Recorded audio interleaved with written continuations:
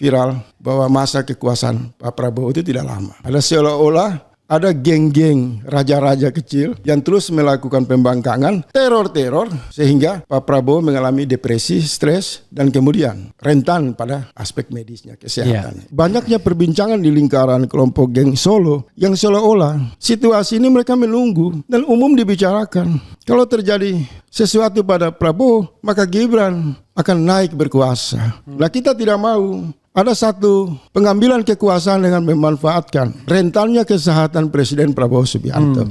Kalau makin banyak kebijakan itu ugal-ugalan, akal-akalan, mencerminkan sisi dalam Prabowo Subianto makin sakit. Dan itu kekhawatiran. Itu memberi peluang bagi mereka yang jauh lebih sakit dan rakus kekuasaan untuk mengambil alih kekuasaan dari Prabowo di tengah jalan.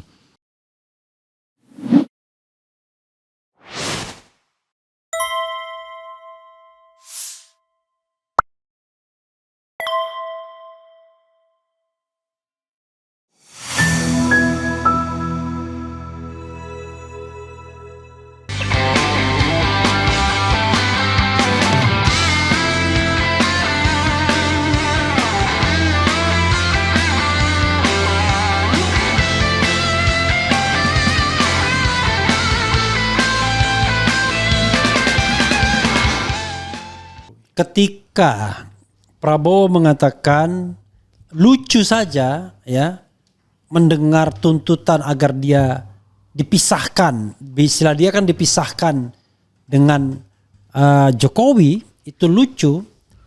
Dia tidak bilang soal adili loh, ya. Dia baru dipisahkan saja. Dia menganggap itu lucu-lucuan. Ya, apa yang ingin Anda katakan? Begini, Bang. Kalau pendekatan narasi, omon-omon, apapun yang dihemburkan oleh Prabowo, enggak penting lah. Karena negara ini kan parameternya bukan ucapan, tapi tindakan.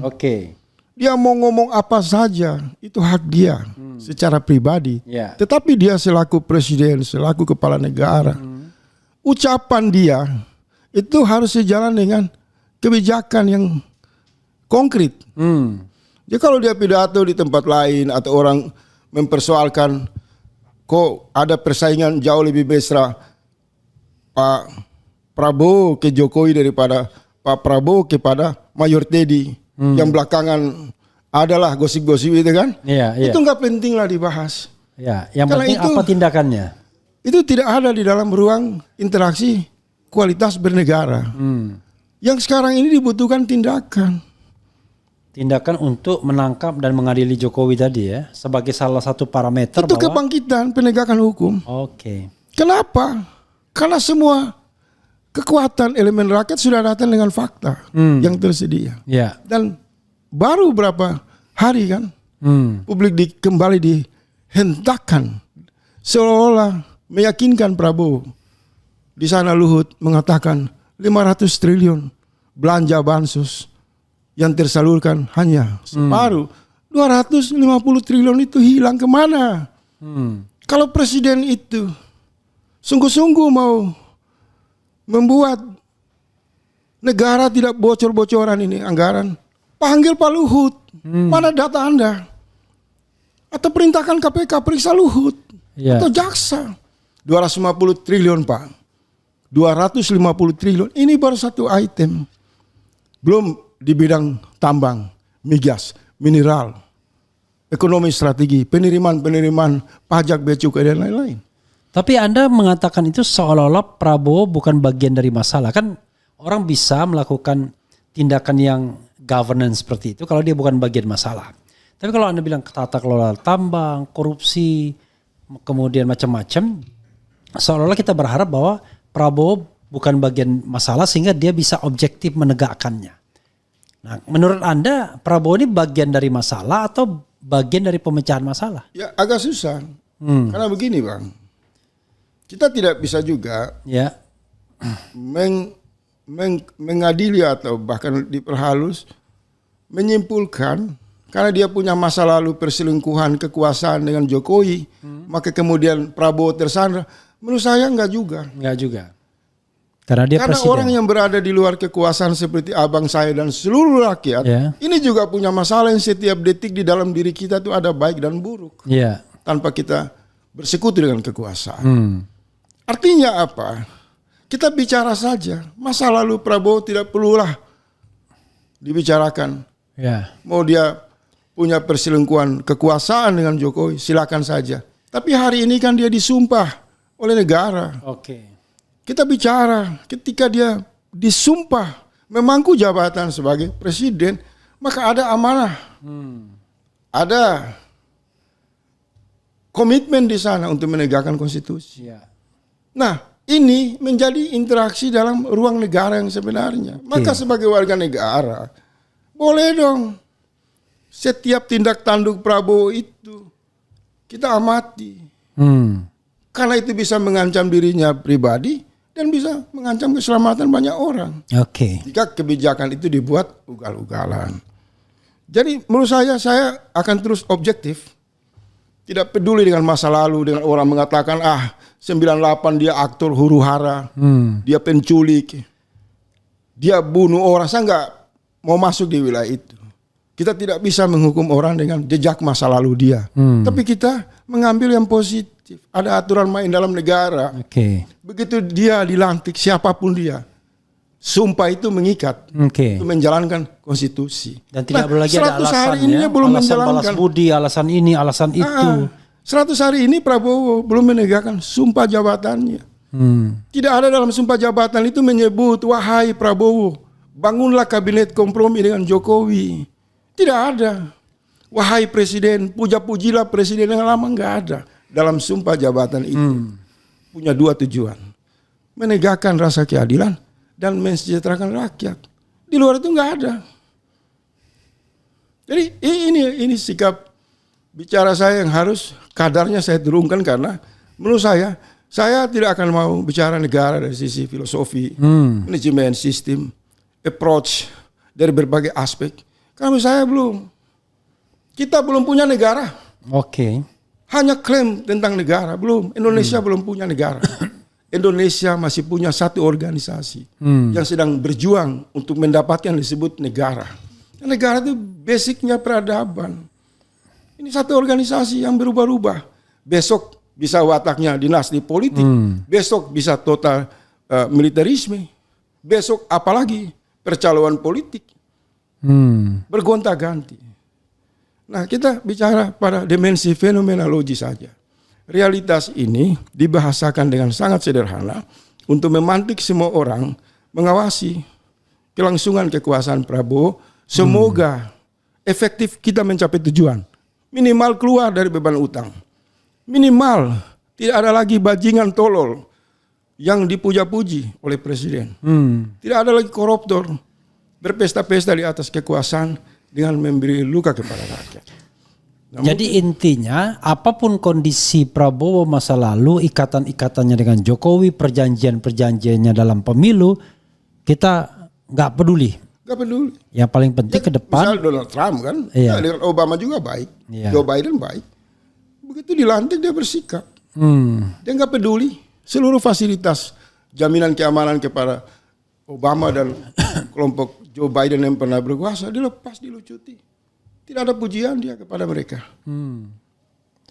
Jadi mungkin di ujung pembicaraan kita nih Bang, ini kan pemanasan. Saya berharap seminggu sekali kita bisa nanti lebih fokus pada isu-isu yang ini kan karena 100 hari saya Abang WA menghilang dan saya memang puasa politik. Kalau saya pertama datang kan ibaratnya soulnya dibesarkan dulu, nanti insya Allah kita atur setiap minggu sekali lah. Akan agak sedikit bahasa saya itu pelan-pelan. Ketika Pak Prabowo sudah pidato dengan kelembutan di hadapan rakyat, maka saya akan merespon lebih lembut. Tapi kalau masih teriak-teriak saya, udahlah. Turunkan volume itu Pak Prabowo. Buat kebijakan yang tegas dan jelas. Rakyat tidak hidup dari suaramu yang keras. Jadi, karena di beberapa tempat tidak hanya mengadili mantan presidennya, tapi ada yang berani membubarkan institusi penegak hukum yang korup, membubarkan. Kalau pemimpinnya jujur, bersih dan amanah, kita akan lihat itu 100 hari ke depan. Nah di ujung pembicaraan saya dengan Abang Da silaturahmi ini, saya mau sedikit mengajak rakyat masyarakat yang mencintai Prabowo atau mereka yang juga bersikap kritis terhadap Prabowo. Sekalian aja ke kamera. Iya. Biar lebih bicara di depan. Mengajak rakyat untuk sama-sama menjaga kesehatan Pak Prabowo Subianto. Jadi ada semacam gerakan nasional untuk terus memantau perkembangan kesehatan Presiden Prabowo Subianto. Kenapa? Karena usianya yang menuju 80 tahun dan banyaknya perbincangan di lingkaran kelompok geng Solo yang seolah-olah situasi ini mereka menunggu dan umum dibicarakan. Kalau terjadi sesuatu pada Prabowo, maka Gibran akan naik berkuasa. Nah, kita tidak mau ada satu pengambilan kekuasaan dengan memanfaatkan rentannya kesehatan Presiden Prabowo Subianto. Kita doakan Pak Prabowo sehat dan jutaan mata, telinga diarahkan untuk terus memantau. Memantau mata, mulut, telinga, hidung, kaki, tangan Prabowo Subianto. Supaya ada evaluasi dari rakyat. Ya. Oh, Pak Prabowo hari ini sehat. Berarti rakyat tenang dan tidak was-was. Karena kalau begitu Pak Prabowo sakit, ini bisa sebagaimana yang banyak diperbincangkan, bisa menjadi pintu masuk bagi satu penyelundupan kekuasaan untuk mengambil alih kekuasaan di tengah jalan. Terlebih 2 minggu lalu kan muncul viral bahwa masa kekuasaan Pak Prabowo itu tidak lama.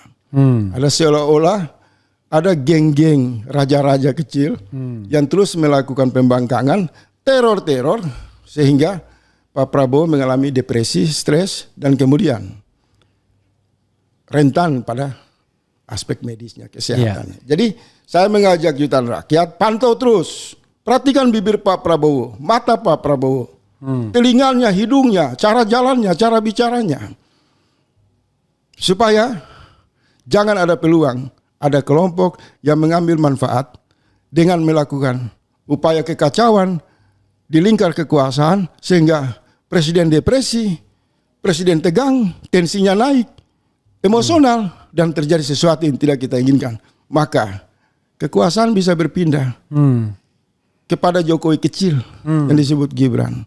Nah, lupakan semua program omong-omong itu yang omong kosong.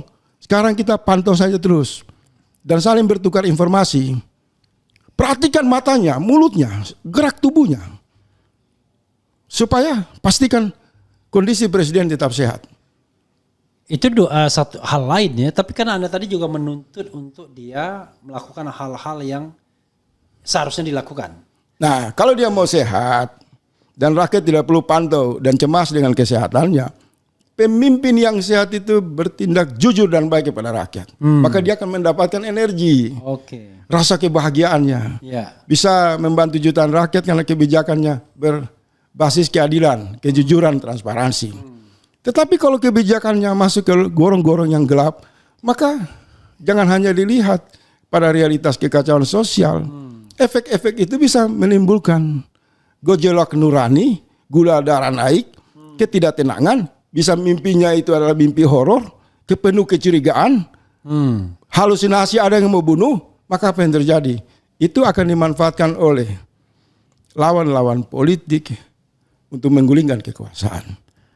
Jadi terakhir, bro ya tapi Anda kalau mau tambahkan silakan ya. Sebenarnya seserius apakah geng Solo itu untuk bersiap-siap ambil kekuasaan, take over? Makanya saya bilang, ini kan kita pukul gong dulu nih. Ya. Ada satu ekspresi ledakan suara noise kita ini di channelnya Bang Irha dulu nih kan. Ini kita dua mulai diskusi ini hal yang serius. Nah, soal-soal yang menyangkut spesifik soal geng Solo, geng gorong-gorong, geng komodo, geng buaya. Tadi saya bilang seminggu sekali kita akan bahas. Tapi saya mau buka sedikit. Saya udah nggak mau peduli dengan yang lain. Maka saya tadi mengajak rakyat. Kalau benar Anda menolak Gibran mengganti kekuasaan di tengah jalan, saya sarankan, mari bersatu awasi kesehatan Bapak Prabowo Subianto. Pastikan beliau sehat. Pastikan presiden nyaman dan aman. Jangan sampai terjadi sesuatu di tengah jalan kemudian ihwal ini diambil alih oleh geng-geng yang Anda sebutkan tadi. Oke. Jadi kita tetap berprasangka baik dan para penguasa harus menerima kritik. Kritik itu obat pahit. Kalau mau sakit hati, mati aja sakit hatinya kan. Yang hidup adalah sehat jiwa, bukan sakit hati. Karena penguasa yang hidup dalam ruang demokrasi, yang punya prinsip-prinsip kejujuran, dia akan mendengar keluhan rakyat kecil seperti kita ini. Oke, this is the last question. Ada yang percaya bahwa ini kan satu kolam saja. Yeah. Tapi walaupun dalam satu kolam kan persaingan saling melelepkan juga bisa. Berenangnya sama tapi tiba saling menenggelamkan kan. Yeah. Silakan closing statement Faisal Tadi Assegaf. sudah closing statement. Saya berharap menjawab ini dan tutup. Saya pertama bangga dan senang. Saya juga mengamati di seluruh berbagai media kanal sosial. Dalam pasca 100 hari ini memang ada perubahan arah angin. Yang tadinya cenderung ingin berprasangka baik, mencoba menyokong Pak Prabowo, tapi sejak pembentukan kabinet obesitas dan tindakan-tindakan Pak Prabowo yang mondar-mandir di Solo dan bersajak ria memuji Jokowi di depan publik, ini mengalami goncangan di kanal-kanal media sosial. Sepertinya beruntuhan rasa simpati kepada Prabowo itu makin terasa. Nah, komentar-komentar tadi mewakili realitas dari semua kanal media sosial.